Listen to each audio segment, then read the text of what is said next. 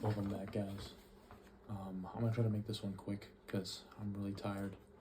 I gotta be up in 3 hours for work, but that's what procrastination gets you.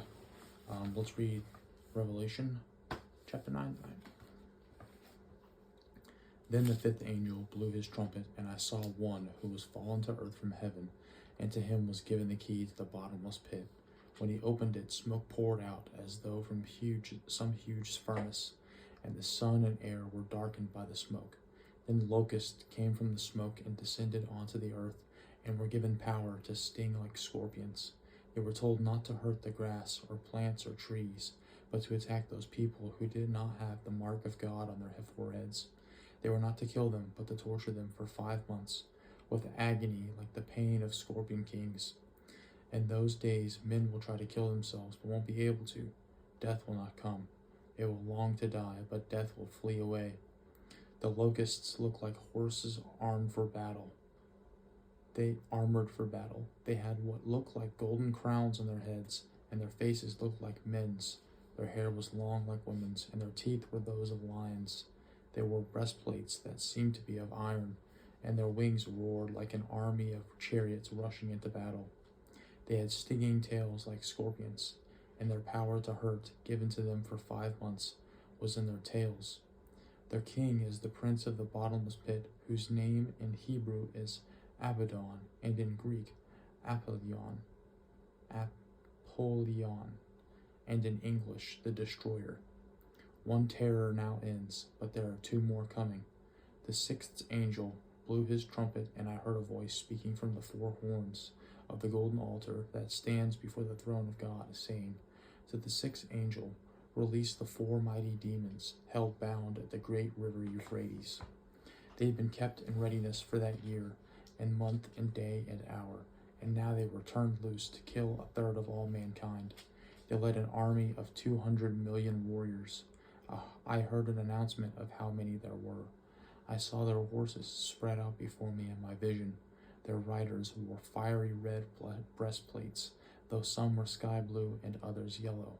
The horses' heads looked much like lions, and smoke and fire and flaming sulfur billowed from their mouths, killing 1/3 of all mankind. Their power of death was not only in their mouths, but in their tails as well, for their tails were similar to serpents' heads that struck and bit with fatal wounds. But the men left alive after these plagues still refused to worship God. They would not renounce their demon worship, nor their idols made of gold and silver, brass, stone, and wood, which neither see, nor hear, nor walk. Neither did they change their mind and attitude about all their murders and witchcraft, their immorality and theft.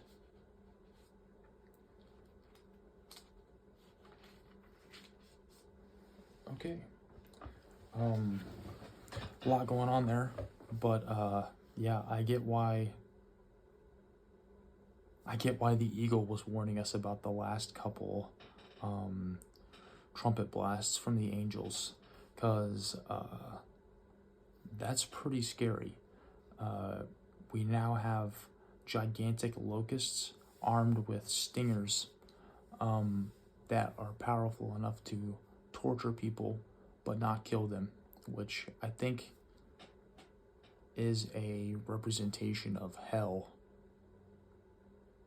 And even after all this happened, those people still refused to worship God. Guys, turn to God. Ask him your questions. Just talk to him. You don't even have to ask him. You can just talk to him. That's what I do, at least. Yeah, I would hate for this to happen to